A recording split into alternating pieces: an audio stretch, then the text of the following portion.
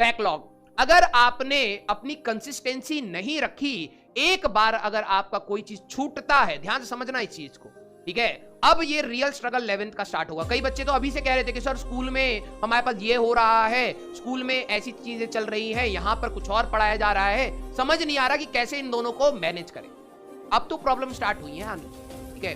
School में मैं किसी चीज को नीचे नहीं दिखाऊंगा, स्कूल की भी अपनी एक रिक्वायरमेंट है, लेकिन स्कूल में यस आई नो कि आपके स्कूल में एग्जाम हो रहा होगा और वर्क पावर एनर्जी, कुछ बच्चों का मैं देख रहा था, कुछ बच्चों ने लिखा है कि सर वर्क पावर एनर्जी तक हमारा आ रहा है, कुछ बच्चों का कोई चैप्टर पहले आ रहा है, न्यूटन्स लॉज नहीं आ रहा है लेकिन वर्क पावर आ रहा है। मैं तो देख के डर गया, उस बच्चे ने जब डाउट पूछा तो मैं डर गया कि भाई बिना फोर्स समझे आप वर्क तक कैसे समझा सकते।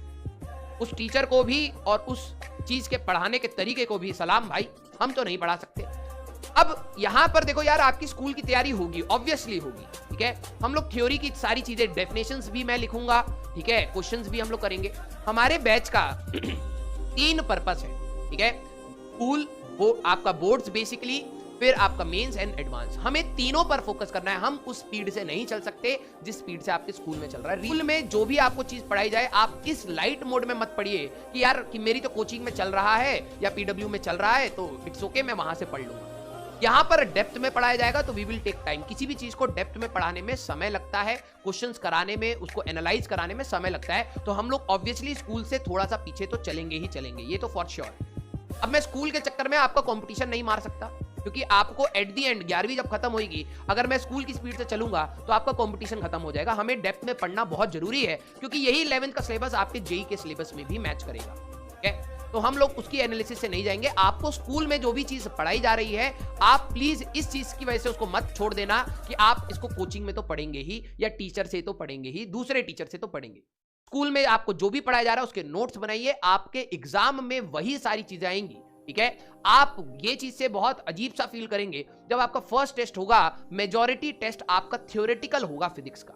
मैं मैथ्स और केमिस्ट्री की बात ही नहीं कर रहा। फिजिक्स में जब आपका टेस्ट होगा, आप स्कूल में, यहां का टेस्ट आपका ऑब्जेक्टिव चल रहा है, बार बार कंसेप्ट पे हिट करा जा रहा है, वहां पर अचानक आपका टेस्ट जो होगा वो सब्जेक्टिव होगा। डेफिनेशंस आएंगी, यूनिट्स आएंगी, थ्योरेटिकल क्वेश्चंस होंगे, मुश्किल से 2 या 3 क्वेश्चन 10 मार्क का वेटेज रखेगा आपका न्यूमेरिकल फ्रंट। उस न्यूमेरिकल में भी अगर आपने कुछ भी लिख दिया तो आपको मार्क्स मिल जाता है, लेकिन आपको डेफिनेशंस, थ्योरी, ये डेरिवेशंस, ये बहुत मैटर करेंगी, ठीक है। तो प्लीज आपके स्कूल में जो भी डेफिनेशंस लिखवाई जा रही हैं, जो भी डेरिवेशंस कराई जा रही हैं, उसको आप साइमल्टेनियसली करते रहें, एटलीस्ट कॉपी में लिखते रहें, जिससे एग्जाम से पहले आपको ये पता हो, क्योंकि हम लोग यहाँ पे 10 एक्स्ट्रा चीजें और पढ़ेंगे जो कॉम्पिटिशन पॉइंट ऑफ व्यू से इंपॉर्टेंट है। अब आप क्या करेंगे, मेरे नोट्स पढ़ के अपने स्कूल के एग्जाम में जाएंगे, डेफिनेटली आपको इंपैक्ट पता लगेगा। क्यों? क्योंकि हमारी मेजॉरिटी एनालिसिस क्वेश्चंस करने के ऊपर है, थ्योरी भी है, क्वेश्चंस करने के ऊपर ज्यादा एनालिसिस है, और हमारा टीचिंग मेथोडोलॉजी क्वेश्चंस करने या कंपटीशन के पॉइंट ऑफ व्यू से भी है।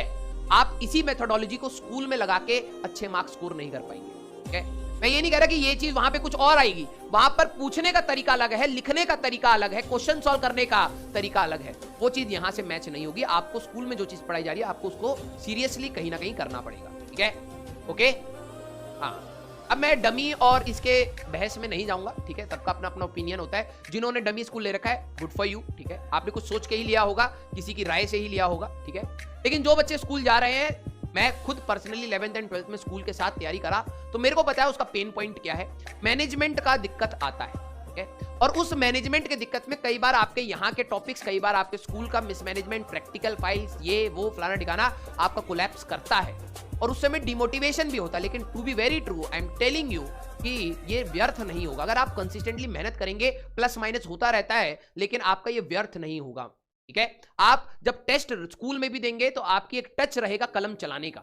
डमी स्कूल का मेरे को पता है, मेरे जितने फ्रेंड डमी स्कूल के थे, आखिरी में जब बोर्ड्स में जा रहे थे उनकी हालत बहुत ज्यादा खराब थी, क्योंकि उन्होंने उस तरीके से एग्जाम के या स्कूल में या टेस्ट में लिखा ही नहीं था।